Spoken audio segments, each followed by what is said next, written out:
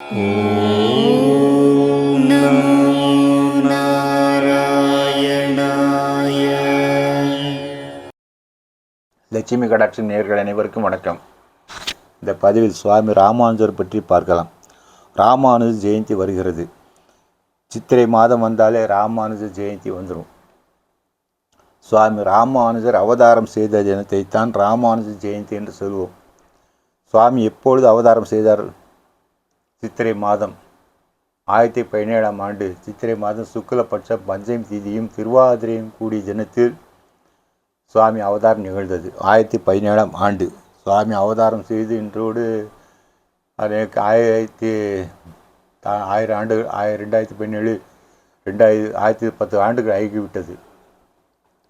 அந்த அளவுக்கு இன்னும் அவருடைய புகழ் நிலைத்திருக்க காரணம் என்னென்றால் சுவாமி செய்த தொண்டுகள். இந்த வைஷ்ணவத்திற்கு அவர் செய்த தொண்டுகள் தான் இன்றளவும் அவர் புகழ் நிலைத்து நிற்கிறது.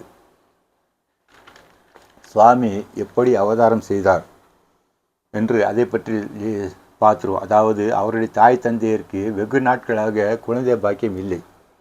அப்போ அவர்கள் என்ன பண்ணாங்கன்னா, பார்த்தசாரதி கோயில் ஸ்ரீபெரும்புதூர்லேருந்து பார்த்தசாரதி கோயிலுக்கு வந்து சுவாமி வேண்டிக்கிட்டாங்க. கடலை நீராடி விட்டு சுவாமி பார்த்தசாரதியை வணங்கி விட்டு அங்கேயே தங்கி விடுகின்றனர். அப்போது அன்றைய இரவில் அவர்கள் கனவில் கீதாச்சாரியன் பகவான் பார்த்தசாரி தோன்றி, உங்களுக்கு நானே புத்திரனாக அவதரிப்பேன் என்று சொல்லி அருள் வாக்கு கொடுக்கிறார். அதன்படியே சுவாமி ராமானுஜர் அவதாரம் நடைபெறுகிறது. சுவாமி ஆதிசேஷன் அவதாரம் வேறு.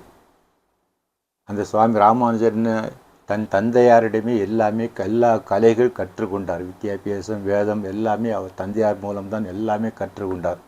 உரிய காலத்தில் அவருக்கு உபநயனம் நடந்தது. எல்லாமே அவருக்கு அவர் தந்தையார் தான் எல்லாமே. சுவாமி அந்த காலத்திலே வைஷ்ணவ பரப்புவதற்காக பாரத தேசம் முழுக்க யாத்திரையாகவே போனார். அந்த காலத்தில் போக்குவரத்து எங்கேயோ போனாலும் நடந்தால் போகணும். அப்படி நடந்து போய் தான் இந்த வைஷ்ணவத்தை எல்லாம் பரப்பினார். அந்த காலத்தில் இன்னொன்று என்னென்னா, வாதங்கள் தான் செய்வார்கள். பெரும்பாலும் வாதத்தில் யார் ஜெயிக்கிறார்களோ அவர்கள் ஜெயித்தவர்கள். அவர் சொல்படி தான் இவர் நடந்து தோற்றவர். அப்படி தான் அந்த காலத்தில் இருந்தது. அந்த காலத்திலேயே அவர் நிறைய வாதியர்களை வென்று நிறைய வைஷ்ணவ மடங்கள்லாம் நிறுவினார் சுவாமி ராமானுஜர். ஸ்ரீபாஷ்யம், அதாவது பிரம்மசூத்திரத்திற்கு ஸ்ரீபாஷ்யம் என்று ஒரு விளக்கு உரையை கொடுத்தார் சுவாமி ராமானுஜர். இன்னும் ஏராளமான துண்டுகள், அதற்கு முடிவு என்பதே இல்லை, சொல்லிக்கொண்டே போகலாம். விஷ்டாத்வைத தத்துவத்தை நிலைநாட்டியவர் சுவாமி ராமானுஜர். எல்லா கோயில் நிர்வாகத்திலும் சீரமைச்சவர். கோயில் நிர்வாகம் சீரமைச்சவர்னா, கோயில் பூஜை விதிமுறைகள் எது எப்போ செய்ய வேண்டும் எல்லாமே விதிமுறைகள் நிறுவி வைத்தவர் சுவாமி ராமானுஜர்.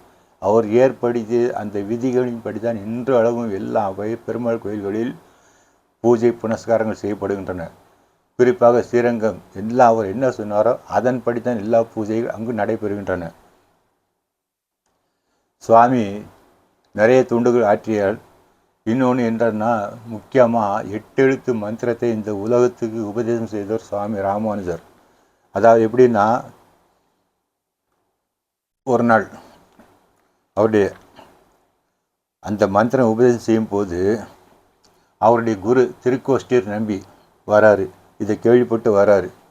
நீ செய்த இந்த காரியத்தால் உனக்கு இந்த அபசாரம் உன்னை விடாது, உனக்கு நரகம்தான் சித்திக்கும் என்று சொல்ல, அப்போது சுவாமி ராமானுஜர் என்ன சொல்கிறாருன்னா, நான் ஒருவன் நாராயணன் இருக்கும் வைகுண்டத்தை அடைவதை விட அப்பாவியான மக்கள், இந்த மக்கள் அனைவரும் அவனை அடைவது மிகவும் ஒரு சிறந்த காரியம்தானே, ஒரு சிறப்பான காரியம்தானே என்று சொல்ல, அப்போதுதான் அவர் குரு திருக்கோஷ்டி நம்பிக்கைக்கு தெரிகிறது, நான் இந்த மாதிரி இல்லையே, எனக்கு இப்படிப்பட்ட ஒரு பெருந்தன்மை வரவில்லையே என்று அவர் வருந்துகிறார்.